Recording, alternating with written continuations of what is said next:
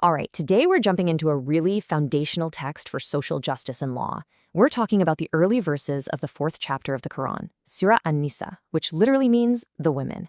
And we're going to use the classical commentary of Tafseer ibn Kathir to really unpack how this ancient text lays out this incredible blueprint for building a just society.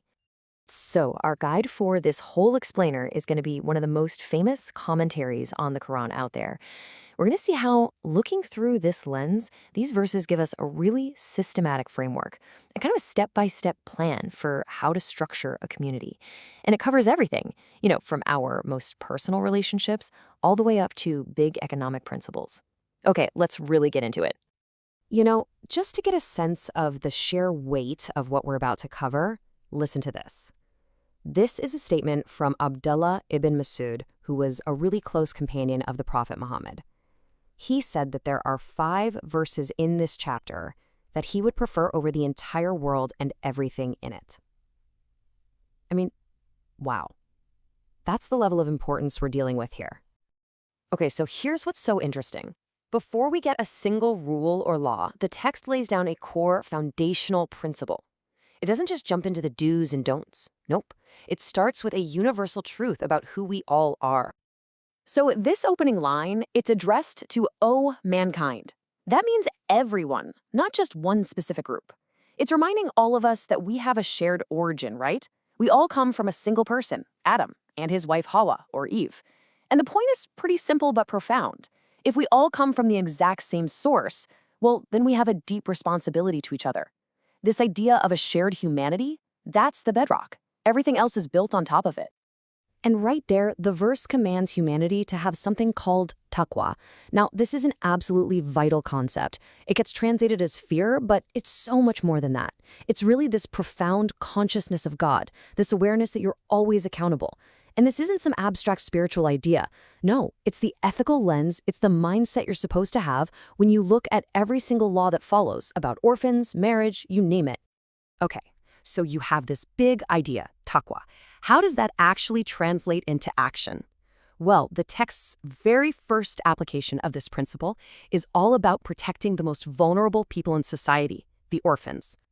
So the text basically asks a fundamental question for any community, right? What is our duty when it comes to the property and the well-being of people who can't defend themselves? And let me tell you, the answer it gives is incredibly specific and detailed. The rules laid out for guardians, man, they are crystal clear. They're designed to be a complete firewall against any kind of exploitation.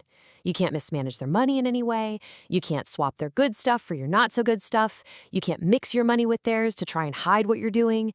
The main job, the core mandate, is to protect that orphan's property until they're old enough and wise enough to handle it themselves. And at that point, you hand it all over. No exceptions. And to really hammer home how serious this is, the text uses this incredibly powerful, almost visceral image. It says that if you unjustly take an orphan's wealth, it's not just like you're committing a financial crime, no. It's as if you are eating fire into your own belly. I mean, what an image. It just perfectly captures the spiritual and moral weight of breaking that sacred trust. So, after laying down the law on protecting orphans, the focus shifts to the absolute core unit of society, the family. And those same principles of justice and protection, they're now going to be applied directly to the laws of marriage. Okay, now this is fascinating because it's all about context. The permission to marry more than one woman, it shows up right after this whole discussion on orphans. Why? Well, the commentary explains that this was a way to stop guardians from marrying the orphan girls in their care just to get their hands on their property, or marrying them but cheating them out of a fair dowry.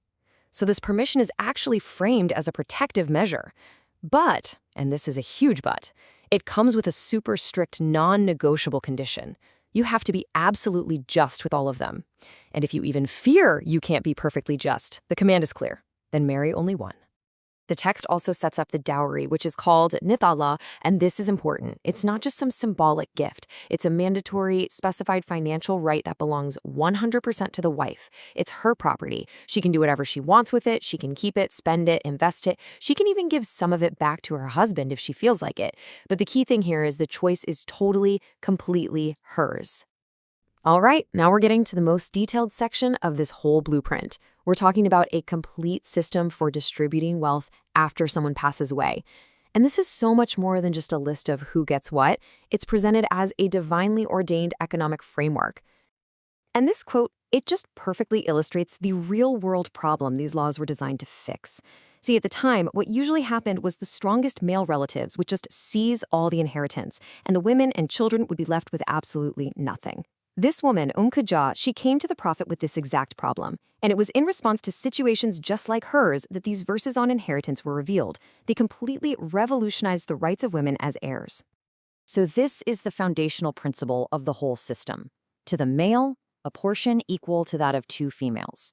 Now, the classical commentary explains this ratio by pointing to the different financial responsibilities the system places on men and women. Men were required to financially support the entire family, their wives, their kids, sometimes even other relatives. Women, on the other hand, had zero such obligation. Their inheritance was theirs to keep, full stop. And then the system just lays out these incredibly specific, fixed shares for all the main heirs. There's really no room for argument or ambiguity. As you can see here, the portions for daughters, for parents, for spouses, they're all precisely defined based on who is left in the family. And these aren't suggestions, They're legally binding calculations designed to make sure everyone gets their exact, predetermined share. The system is so comprehensive that it even covers very specific legal scenarios, like something called kolala. So what's that? It's when the person who passed away doesn't have any living children or parents. Even then, the law spells out exactly how the inheritance should be distributed, usually among the siblings. It just goes to show, even in less common family situations, there's a clear and just path forward. Okay, and this is an absolutely crucial point. There is a very strict order of operations. Before a single one of those shares we just talked about is calculated, 2 things have to happen first.